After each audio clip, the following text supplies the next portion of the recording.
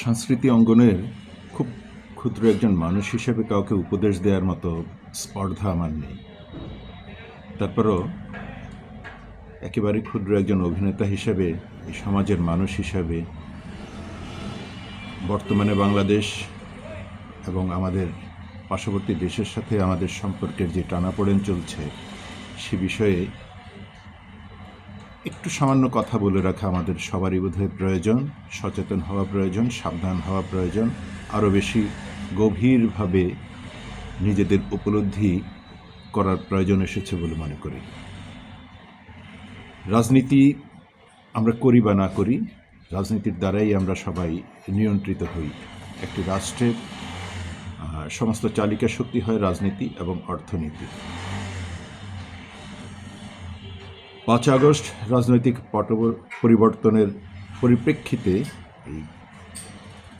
এই 4 মাস ধরে আমাদের দেশে যা ঘটছে তা কোনোভাবেই দেশের একজন নাগরিক হিসেবে আমাদের কাম্য নয়, কিন্তু ঘটে যাচ্ছে অবলীলায়। যে যা পারছি, যা বলছি, যা করছি, তার সমস্ত প্রভাবই পড়ছে দেশের 17 কোটি মানুষের উপরে। সংখ্যালঘু শব্দটি অত্যন্ত অপমানকর, অসম্মানকর। এই শব্দটি কোথাও যেন আমরা উচ্চারণ না করি। আমাদের 56,000 বর্গমাইলের ভেতরে যারা বসবাস করছি, আমরা যে ধর্মেরই মানুষ হই, যে বর্ণেরই মানুষ হই, যে গোত্রের মানুষ হই, হই পাহাড়ি কিংবা সমতলি, আমরা সবাই বাংলাদেশি। এই 56,000 বর্গমাইলের সার্বভৌমত্ব আমাদের হাতে। কোনোভাবেই ধর্মীয় বিভাজনে কিংবা অন্য কোনো রাজনৈতিক দুষ্টচক্রের হীন প্রচেষ্টার কারণে আমাদের এই সার্বভৌমত্ব, আমাদের এই স্বাধীনতা যেন ক্ষুণ্ণ না হয়। আমাদের অনেক কষ্টে পাওয়া এই স্বাধীনতা, 71-এর রক্তাক্ত যুদ্ধের মধ্যে দিয়ে আমরা এই স্বাধীনতা অর্জন করেছি। কেউ আমাদের এমনি এমনি দিয়ে যায়নি। তাই কোথাও কোনোভাবে কারো উস্কানিতে পড়ে আমার পাশে থাকা আমার বন্ধু, ভাই, তাদেরকে যেন আমরা ওই নোংরা কথাটি বলে ছোট না করি, তাদের সাথে যেন আমাদের সম্পর্ক আমরা খারাপ না করি, তাদেরকে যেন এদেশের নাগরিক নয় এমন কোনো কথা না বলি। শুধু আমরা মানুষ নই, উত্তম মানুষ হিসেবে আমাদেরকে এখন প্রমাণ দেওয়ার সময় এসেছে। সারা পৃথিবীতে আমাদেরকে প্রমাণ করার সময় এসেছে।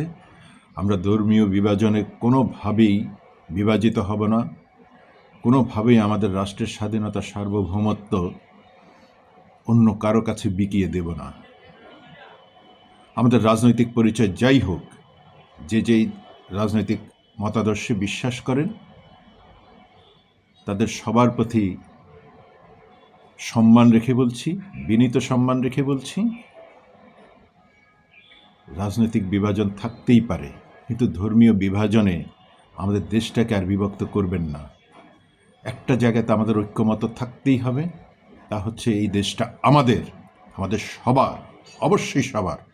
সে হিন্দু হোক, মুসলিম হোক, বৌদ্ধ হোক, খ্রিস্টান হোক, চাকমা হোক, মারমা হোক, সাঁওতাল হোক, যে যাই হোক, সে মুচি হোক, মজুর হোক, কুলি হোক, চাষি হোক, কিংবা অফিসার, কিংবা মন্ত্রী, নেতা, যাই হন, এই দেশটা আমাদের।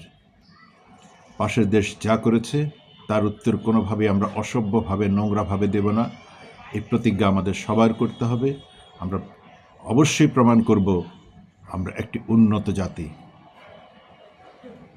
আশা করছি এই ক্ষুদ্র মানুষের কথাগুলো একটু মন দিয়ে শুনবেন। আমরা আমাদের দেশটাকে সুন্দর করে গড়ে তুলতে চাই। ধন্যবাদ সবাইকে।